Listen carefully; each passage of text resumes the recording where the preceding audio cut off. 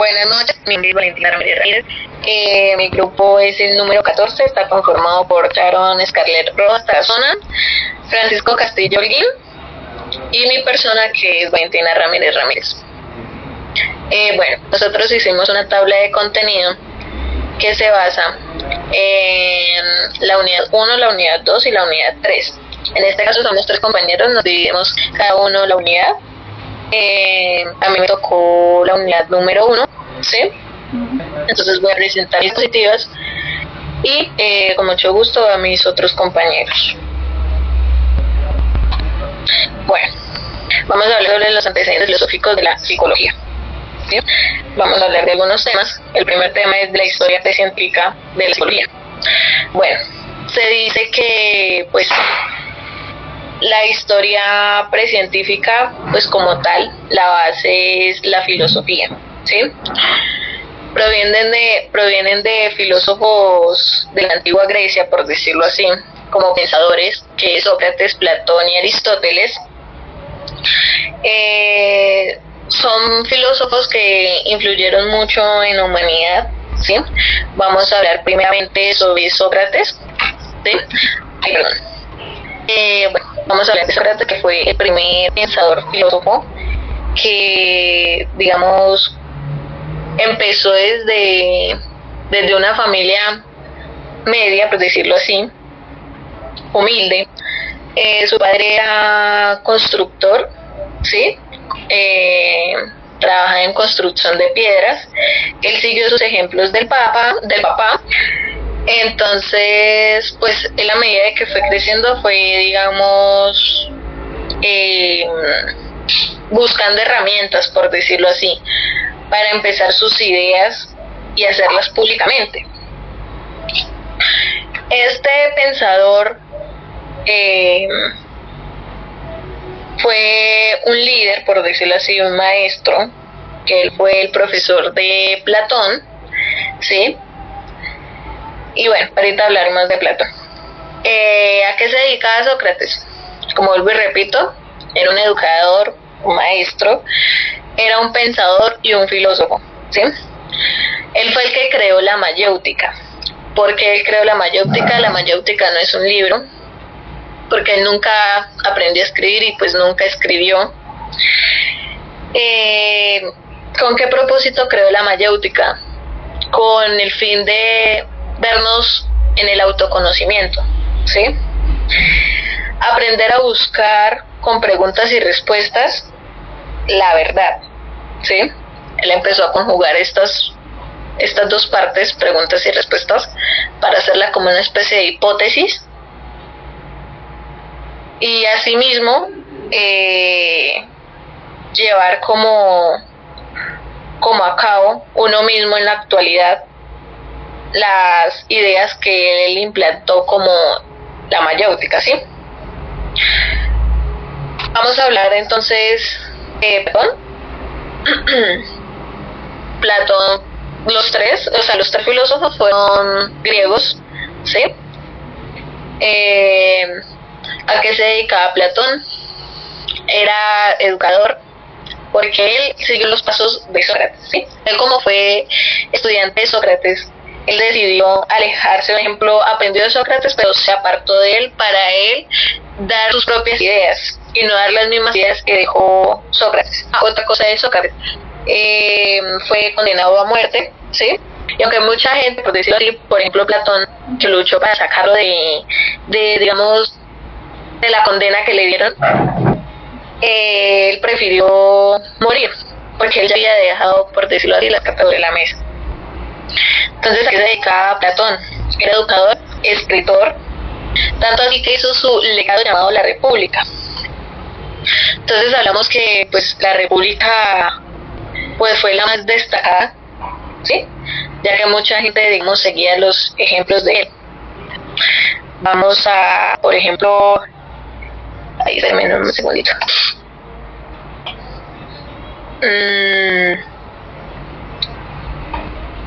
Espera. A ver. A ver. Entonces, hizo su legado llamado La República, que fue pues su obra más destacada de toda la humanidad. Digamos, sus ideas principales fue la lógica, ¿sí? Como todos hicieron eso. Espérenme un segundo. El legado.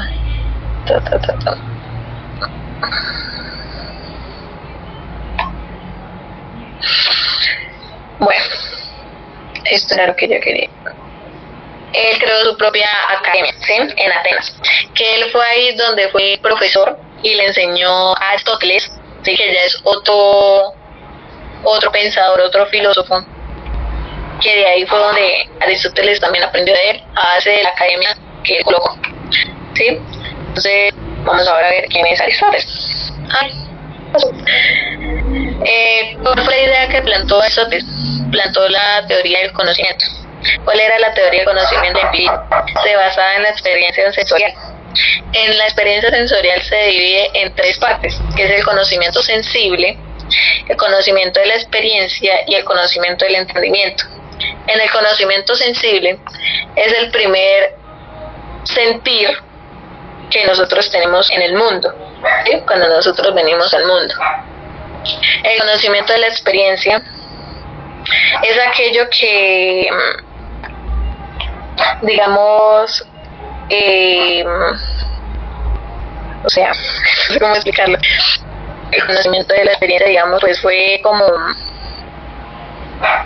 combina lo sensorial con la imaginación, ¿sí me entienden? Como que a través de ese uno comienza a asociarse sensaciones y formar conceptos generales, por decirlo así, de conocimiento de la experiencia. En el conocimiento del entendimiento es averiguar o dar fin el por qué pasan las cosas o el porqué de eso. Muchas veces en la actualidad muchas personas se preguntan, ay, pero ¿por qué pasa eso? O ¿por qué esta persona hizo esto? Sí, buscar como el conocimiento del porqué de las cosas. Eso era como lo que él planteaba. ¿Y cuál era el objetivo de Aristóteles en aquella época de la antigua Grecia? Una población justa. ¿A qué me refiero a una población justa? Él quería, digamos, un mundo donde tenían la razón, ¿sí? Donde si usted tiene la razón, ¿yo por qué no la voy a tener? En la ética, hoy en día en la actualidad tenemos hasta el profesional, ¿sí? En cuanto a los trabajos. Donde uno trabaja tiene que tener ética profesional. Entonces se basaba todo esto, lo que quería lograr, donde, digamos, la sociedad fuera justa, ¿sí? Donde combinara la razón, la ética y la política para tener, digamos, una población justa, ¿sí? ¿A qué se dedicaba Aristóteles? A la enseñanza y a la investigación científica, ¿sí? Él enseñaba a la gente, lo que estaba hablando ahorita, a ser justos, ¿sí? Con uno mismo y ser justos con otra persona. Y en la investigación científica, pues digamos que hablar sobre, ¿cómo le explico? Sobre, pues madre, se me olvidó. Digamos como que lo quería él lograr, por decirlo así. Ay, Dios mío,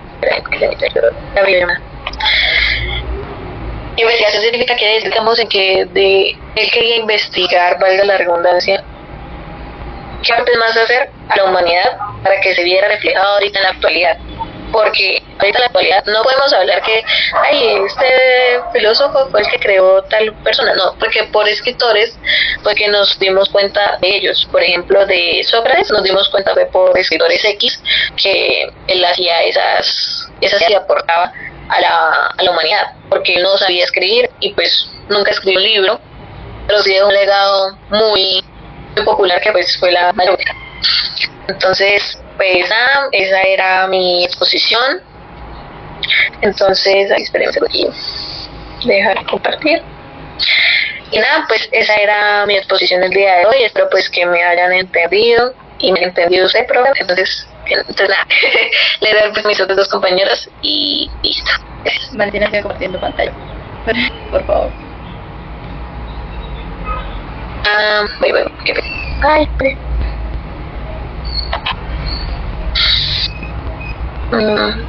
compartir pantalla. Espérame, no sé qué. Ya. ¿Bajo la tuya? Sí. El mío. Después de eso, en los procesamientos terminados, me ingresaron, fórmula. Vamos a hablar sobre la imagen 1, que es sobre la búsqueda de la verdad en la historia del ser humano. Desde tiempos memoriales, el ser humano ha estado motivado por la curiosidad y la necesidad de entender su entorno. Esta búsqueda de la verdad lleva a la formación de preguntas filosóficas, científicas, que han sido fundamentalmente para el desarrollo del conocimiento. Por ejemplo, en la imagen podemos ver cómo una pareja está dando, le da curiosidad saber qué le están enviando a su pareja. Es eso lo que nos da curiosidad. Nosotros, por más curiosos que seamos, vamos a buscar la verdad ante todo, sea lo posible o no. Nos da algo curiosidad, intentamos indagar para darle solución a algo que tenemos una duda o porque nos mata curiosidad. Uno de estos ejemplos podríamos también tocar el tema como los filósofos como Sócrates se dedicaron a cuestionar conceptos sobre la moral, la justicia, plantean preguntas que aún resuenan hoy a sí mismos, el científico como Galileo, desde que aún resuenan hoy mismo, y como sobre el universo o abriendo el camino de nuestra forma de pensar. En la segunda imagen podemos ver a Einstein, donde dice la importancia de la indagación crítica. La indagación crítica es esencial, es para el desarrollo de conocimiento, ya que nos permite evaluar la validez de las afirmaciones y teorías. Un claro ejemplo de ese método científico basado en la formulación de la hipótesis y la realización del experimento de Newton. Bueno, de cómo se valoraron, de cómo se criticó sobre la teoría de Newton sobre la gravedad. Es por eso que puse la imagen de Newton, porque demostramos la importancia de cuestionar y validar nuestras ideas. A la tercera imagen podemos ver Sócrates, Aristóteles, y Platón.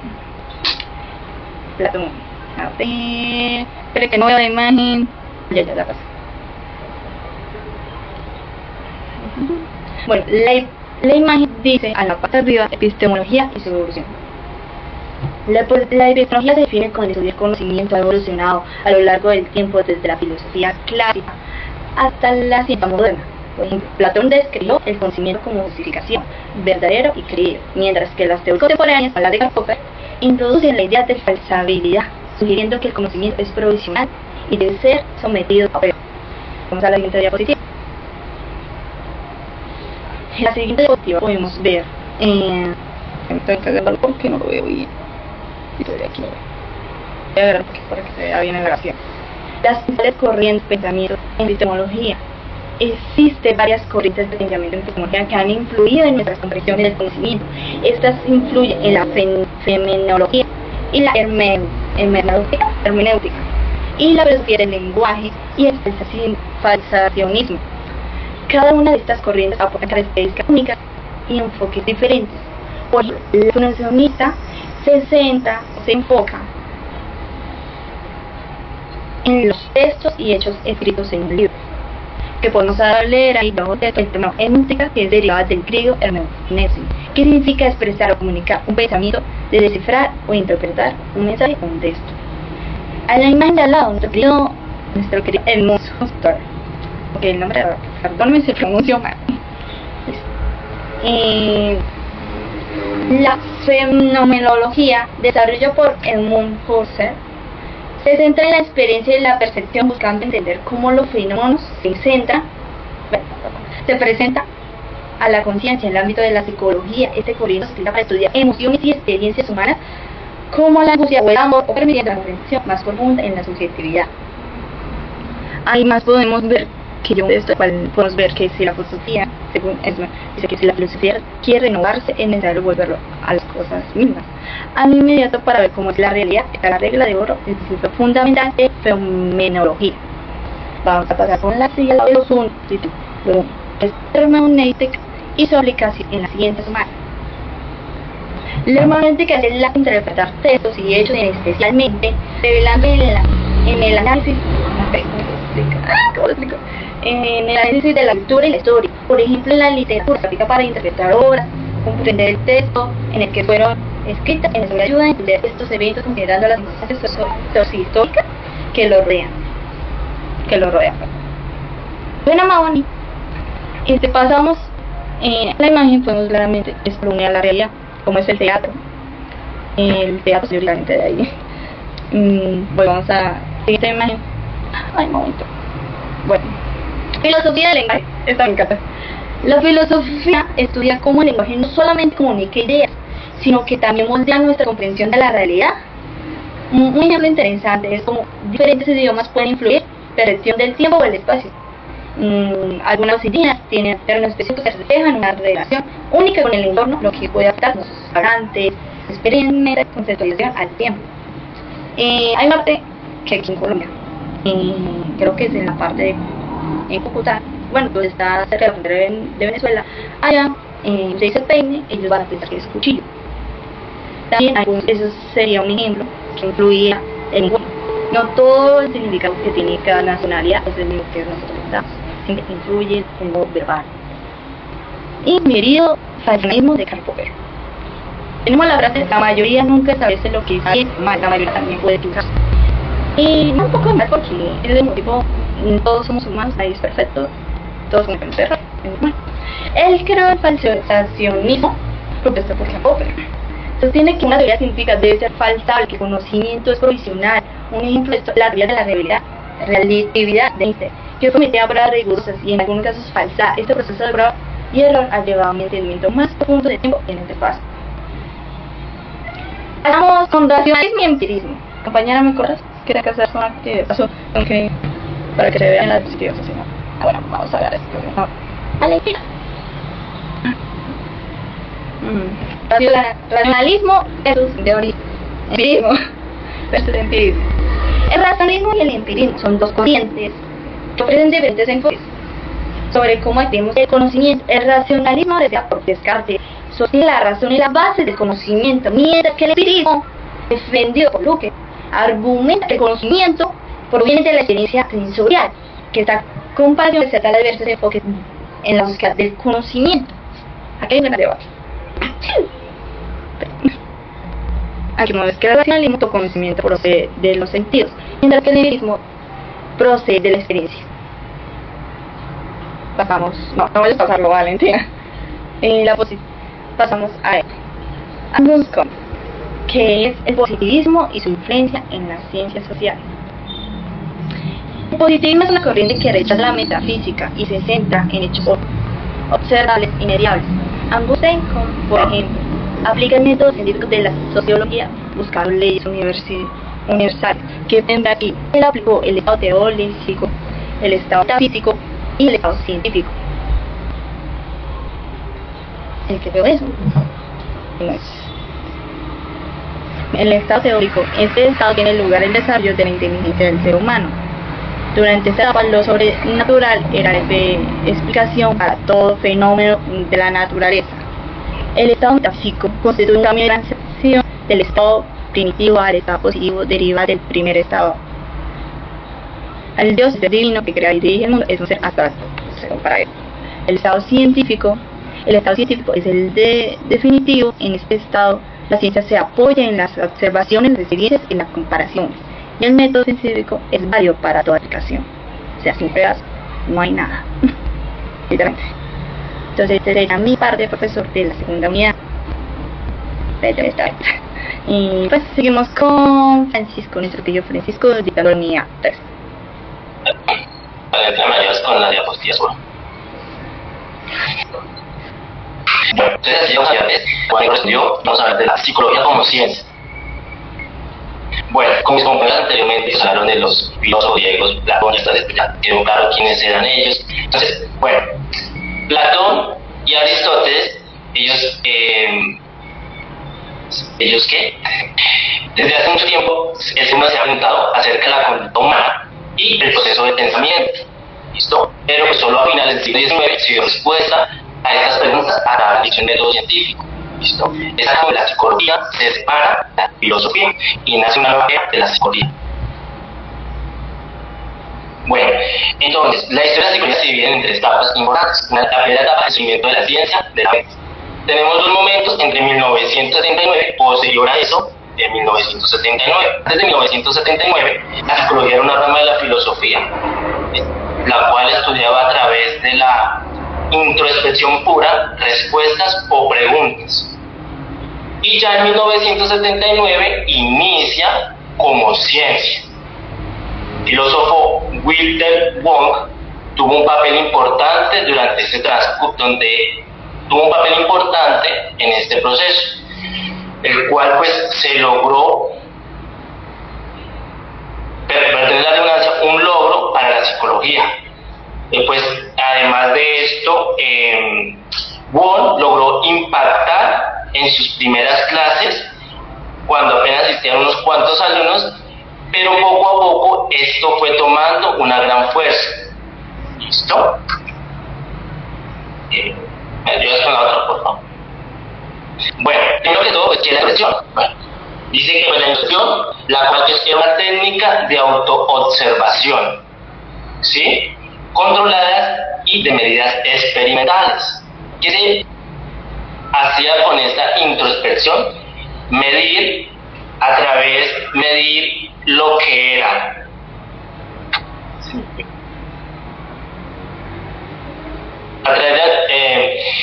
Se realizó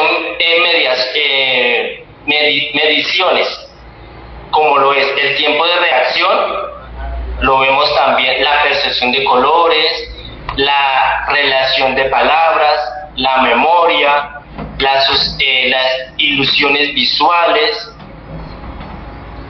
Y además de eso, de sus experimentos, aportó varias escuelas de psicología. La percepción y la ilusión nos ayudó en la psicología de Quetzal, luego en la psicología social y la asociación de varias en el psicoanálisis. ¿Me ayudas con la otra? Bueno, hablemos del padre psicoanalista, que es William James, que considera que la vida mental y el comportamiento de los individuos se relacionan directamente con su entorno. Con su entorno. Dice, él considera que las percepciones, emociones y males no pueden ir por separado. Además de esto, a través del funcionalismo quería dar una respuesta a lo que era el aprendizaje, la cantidad de la vida mental, impacto de experiencia en el cerebro y humanos en el mundo natural. Además del funcionalismo, quería descubrir cómo funciona cada ser para adaptarse a las exigencias del campo continuo que se estaban presentando ante la sociedad. Él, influenciado por Darwin, quien parte de su propuesta, la psicología estudia la conducta en el sentido de cómo los seres humanos y animales se adaptaban. Next. Entonces tenemos las segundas décadas conductistas. Aquí ya tenemos al padre del conductismo, quien es el filósofo y psicólogo John Watson, el padre del conductismo, que es una corriente de la psicología la cual estudia y observa el comportamiento de los animales y el comportamiento de los seres humanos en su entorno. ¿Listo?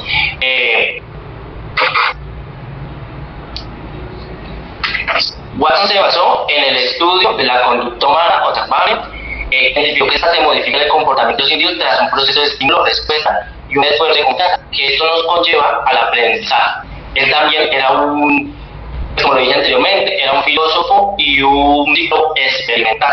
Uno de sus experimentos, que fueron los más, o sea, que tuvo más importancia, fue el del pequeño Albert. ¿Qué consistía ese experimento? Bueno, ese experimento se llevó a cabo con un niño de 11 meses de edad aproximadamente, el cual lo que él quería era generar miedo al niño a través de ciertas condiciones. Él hizo el experimento con animales, con objetos, con máscaras, con ropa, pero había algo que todos estos objetos y animales tenían en común, y era su pelaje, ¿sí? Entonces, al niño lo que hice dejarlo como en una habitación, y primero tenía un contacto directo y estrecho con una rata. El normal, pues no presentaba ningún miedo, nada de eso, listo. Pero empezaron a hacer sesiones, listo. Y cada vez que tenía contacto con ese tipo de animales o ese tipo de objetos o cosas, hacían sonar. Y esto lo que a él le producía era un miedo. Cada sesión se volvía a repetir lo mismo, pero se hacía con diferentes, con un conejo, con rata, con un traje, ropa, pelada, con máscaras, lo que se iba a hacer. Ya en la octava, o no en la 10ª sesión que llevaban con él, ella no. El miedo lo tenía y no era necesario hacer el sonido que se producía cuando tenía contacto con él. Esto generó una conducta de miedo. Pero pues, él también quería demostrar de cómo quitar ese miedo. Pero por problemas éticos que se presentaron, él no pudo continuar el experimento. Y así que nunca pudieron realizar nunca pudieron revertir ese miedo que se le generó al pequeño Aldous. Entonces, como que el experimento quedó inconcluso. Tenemos a Bill Russo y Juan Pablo. Listo. Y Juan Pablo también llamó al condicionamiento formas de envenenamiento, la cual fue base muy importante para la psicología experimental. Él hizo un experimento de acondicionamiento. Él lo que hizo fue que trabajó con perros, ¿sí?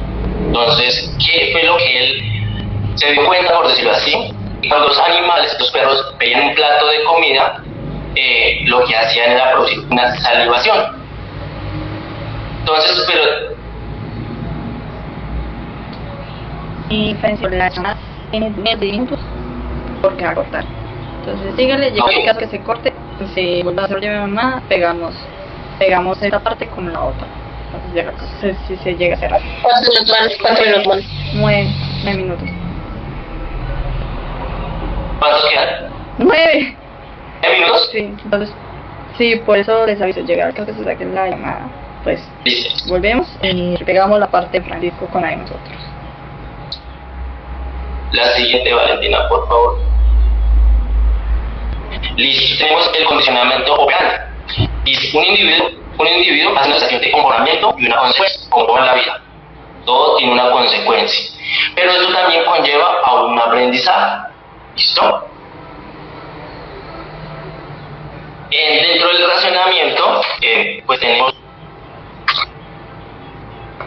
El razonamiento es una respuesta involuntaria, seguida por un reforzador. El individuo hace una asociación entre el comportamiento y una consecuencia, que se estaba diciendo. ¿Listo? ¿Qué es reforzamiento? Se llama reforzamiento un procedimiento mediante el cual la aplicación de un estímulo reforzador hace que aumente la probabilidad de una conducta que se repita en el futuro. ¿Listo? Tenemos el refuerzo positivo cuando hacemos algo bien y pues nos dan un premio, por decirlo así. En eso lo vemos diariamente, en nuestro trabajo lo vemos, que hacemos las cosas bien, trabajamos bien, nos van a dar un premio, un bono, un dinero, listo, eso que se vuelve a repetir, ese esfuerzo. Tenemos el esfuerzo negativo, dice, es una situación desagradable, es lo que muestra una conducta deseada. Eso lo vemos muchos niños, llamamos el berrinche que ellos hacen, porque papá no les cobra tal cosa, porque no le va a ayudar, entonces hacen una pataleta o un berrinche para obtener eso. ¿Listo? Tenemos también el castigo. Castigo es la consecuencia negativa ante una conducta indeseada. ¿Listo? Entonces digamos que se hizo mal, entonces el castigo pues el físico y pues es como el que más, digamos, muchas veces anteriormente que más se veía. O sea, ahorita es como un castigo, no, le vamos a quitar el celular, le vamos a quitar la tele, son como ese tipo de castigos. Y está el de extinción, que consiste en ignorar una conducta indeseada. Si la conducta es fuerte, pues desaparece. Eso lo vemos acá en la imagen, vemos como unos niños de pronto están como peleando, pero pues la mamá como que no les da mucha atención y eso hace que ellos como que ya no sigan peleando, o sea, vemos el tema de extinción.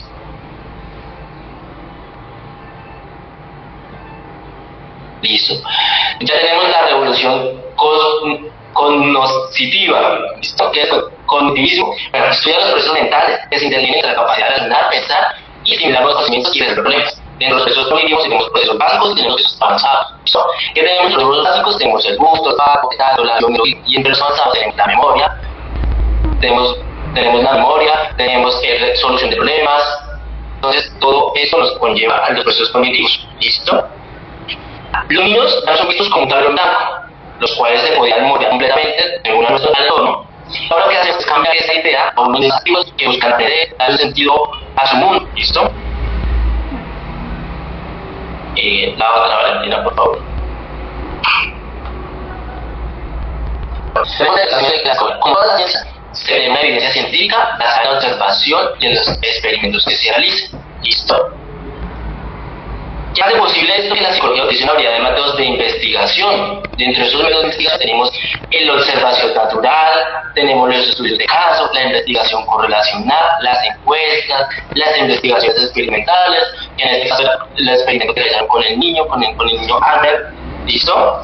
Dice, entonces tenemos los métodos de investigación de observación natural. Dice, es una información de conducta, conductual de una conducta natural espontánea variable.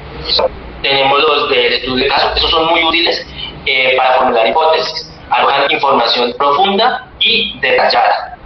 Tenemos las encuestas. Las encuestas son de los métodos más que nosotros tenemos a diario, que se aplican a encuestas para poder llevarnos a un resultado o saber algo. Además de esto, pues, ¿por qué aplican tanto tipo de encuestas? Para formular hipótesis, arrojan información profunda y detallada. Tenemos las encuestas. Las encuestas son de los métodos más que nosotros tenemos a diario, que se aplican a encuestas para poder llevarnos a un resultado o saber algo. Además de esto, pues, ¿por qué aplican tanto tipo de encuestas? Por la economía. ¿Listo? En áreas de los estudios de caso que se realizan, pues también buscan la economía, y por eso, pues, uno de los métodos es las encuestas. Y por último tenemos el experimental. ¿Listo? Como todo, pues, primero debemos tener la teoría para poder conllevar la parte del experimental. ¿Dice? Eso es un control más estricto de las variables, ofrecen oportunidades de ver conclusiones para relaciones casuales. Ya con esta parte de la investigación en psicología, pues vamos por finalizar la exposición de nuestro grupo. Y pues muchas gracias a ustedes, compañeras, al docente y... Valentín, de nuevo hablando de pues que tiene que aparecer un gracias. Gracias por su atención, pero grande, muy chiquito. Luego, y otra vez a la parte última. Parte última. Mira, ya aparece un gracias. Sí, está muy bien. Sí, tiene que ser muy grande. Vale. Último. Tiene que aparecer algo grande, que gracias. Que no es profesores. Ya conté. Ya. Bueno, Es que ¿qué va ahí? Ya vuelvo a compartir. Bueno. Así, ya cancelo para la imagen. No, Vuelvo a la carita para la imagen. Y por todo, pues no pasa, entonces espero que haya gustado y espero que bueno. Que Chao. Chao.